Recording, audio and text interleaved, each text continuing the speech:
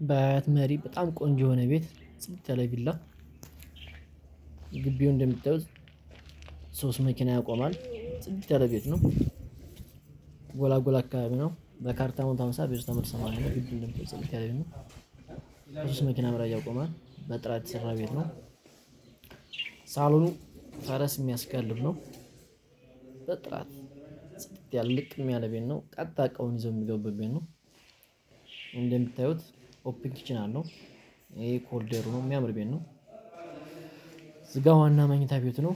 ይሄ ዋና መኝታ ቤቱ የራሱ ገንዳ አለው። ሽታ ምናምን የለውም።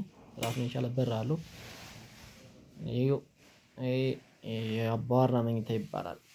ዋና መኝታ ቤቱ ከነ ቁም ሳጥኑ ሰፊ ነው። በጣም ሰፊ ቤት ነው። እዚህ ጋ የልጆች የእንግዳ ማረፊያ አለ።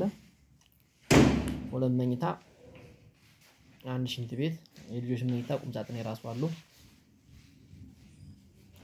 እዚህ ጋ የሁለት መኝታ ሽንት ቤት ነው። ስናልፍ ወደ ሰርቪስ እናልፋለን።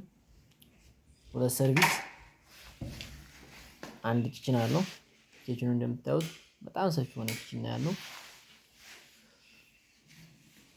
ሽታ ምናምን አይመጣም። የራሱ መስኮት አለው። ብርሃን ነው።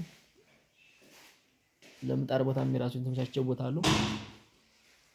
መስኮት አለው ለሽታ ምናምን እንዲቀንስ ሰፊ ቦታ አለው ስፔስ። በዚህ ጋር ስናልፍ 2 ክላሶች አሉ። አንድ ለሰራተኛ አንድ ለስቶር።